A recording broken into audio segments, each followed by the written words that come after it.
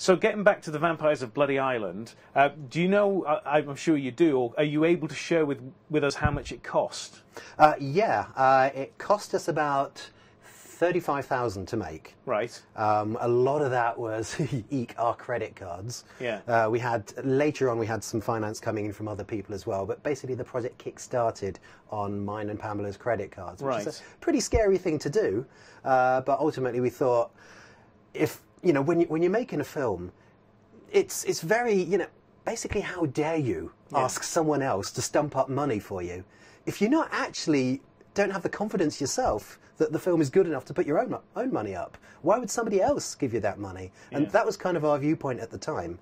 Looking back on 5 years of debt, I'm not sure it's such a good idea now, but that's where we were then. Right. Right. So let's just let's skip over production, because that's one of the things we always talk about, and it's been done to death. Let's go straight into distribution, because I think that's something that you've really done very, very well. Oh, thank you. You began with the Facebook and Twitter and the usual stuff, but what did you learn in the early days, and how's that evolved?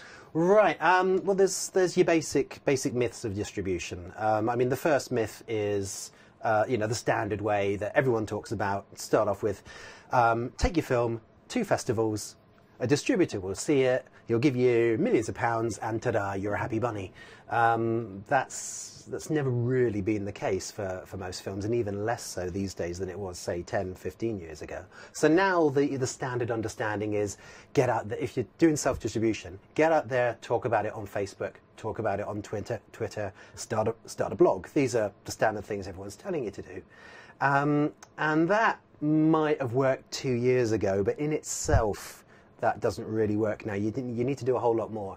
What we did was, we started out that way. We started building a news group, which is now 5,000 people who are on the Vampires of Bloody Island news group, which you can sign up to on that website there.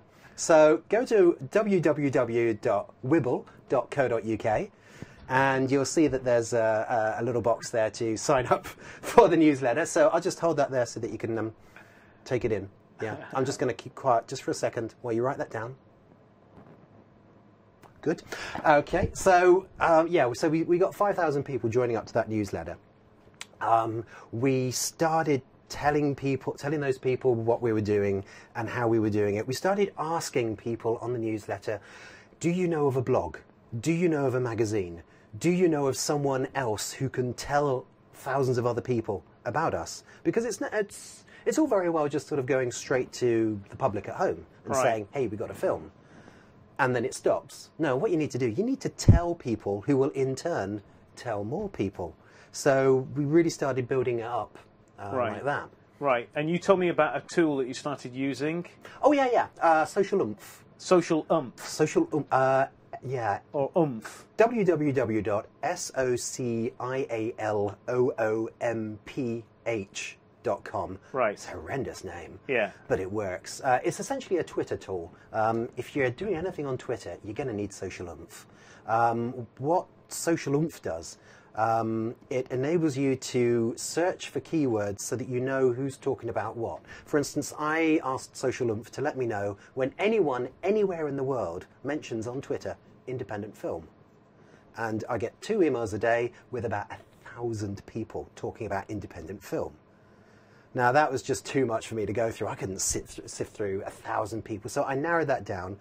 At the moment, I got Social Oomph asking to let me know when anyone's talking about vampire film, when anyone's talking about goth, because that's a big market of ours. So if anyone's talking about goth, we have a look at that tweet and we think, oh yeah, they're a potential customer. And also we got it set it up so that when anyone mentions my name or the film name or the company name Wibble, we hear what they're saying. And how do you get to that customer from that Twitter name? Right. Using the Social Oomph, you can automatically follow those people. Then a lot of them will, of course, start following you back because that's the way Twitter works. Try and build up a bit of a relationship with them. What we've got 2 Twitter accounts. We've got Vampire Film News, which is the big, fast-growing one. Anyone who mentions vampire films, we follow them with Vampire Film News. And what that is we send out 3 or 4 tweets every day about just generic vampire film news, anything going on anywhere in the world. So it's a fair bit of research for me to do, but this research I'm getting it in the tweets from Social Oomph when people mention vampire films. So I just got a few things to copy every day. So we're hitting them with the vampire film news. The people who then choose to interact with that, oh yeah, a lot of the tweets in vampire film news are, of course, talking about the vampires of Bloody Island. You know, that's what we're about. So the people who are interacting with us, I then hit them with my own personal Twitter account, which is Allin Tweets. And I've got another card. Here we go. Allin Tweets. Follow me on Twitter, guys.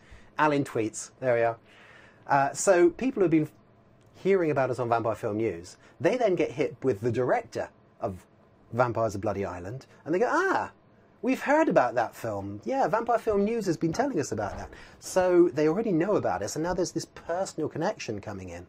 And I'm a fairly chatty bloke. I think I tweet quite well and quite humorously. People seem to like me, and eventually a lot of that turns into hard sales. Right. So you're creating relationships which result in a sale. That's the net result of that relationship. Yeah, by first of all letting them hear about the film from a third-party source, which is Vampire Film News. Third party also actually happens to be me, but it comes across to them as a third party, and then they get hit by me, that personal thing. Right, right. And I believe you sold, I know your partner deals with the sales, but you're in sales of thousands, aren't you? We are, yeah. Right, okay. It's going phenomenally well. A lot of the magazines started calling us a cult film. Right. And I mean, we sent out press releases, of course. You know, Facebook and Twitter is one thing. Something that I'm not hearing in people telling you how to do your marketing. They're telling you to do Facebook. They're telling you to do Twitter. No one's saying send out press releases. Everyone's talking about the new media. They're kind of forgetting the old way. We send out press releases a lot. We got about 400 bloggers and websites and so on our press release thing. So we send out loads of press releases, and because of that, we've got all sorts of magazine articles. I mean, look at that. Right. Cover feature there. Yeah. 5-page article in there. You know, we've got all sorts of magazine features, DVD review, 14 Times, Chronicles magazine. Right. Big features in those. Right. Just what do you use to manage that press release technology? How do you sit on top of those 400 connections that you've built up? The slow, old-fashioned way. I just build up a mailing list and I just send it out by hand. Right. Okay. But because I'm doing it that way, we got different groups. We've got, for instance, the horror film writers. We've got the vampire film writers, we've got the independent film writers, we've got the goth groups, we've got the fan clubs of the certain goth bands we got in the film. So they all get a slightly different message going out. Right. And just mentioning the goth bands there, we purposely set out to give this film a kicking soundtrack. Because, you know, I mean, if you're doing a Hammer-esque vampire comedy, it's got to have a really kicking soundtrack. It's got to be gothy. Yeah. So we got the #1 goth band in the UK, which is Incubus Succubus. We got the #1 goth band in Italy, which is Theatre de Vampire. We got the #1 goth band in Portugal, which is Fever. We've got... And all of those guys, I guess, bring their tribes along to the party as well. That's precisely what it's all about. They've got massive fan clubs. Right. So what we're just about to do, now that we're just about to release the NTSC version of this, the PAL version came out in January. Yeah. We're just about to bring the NTSC version out in a couple of weeks' time. And that's the time to hit the bands and their fan clubs with this massive, big marketing drive that this film, with their favourite band is out. Right.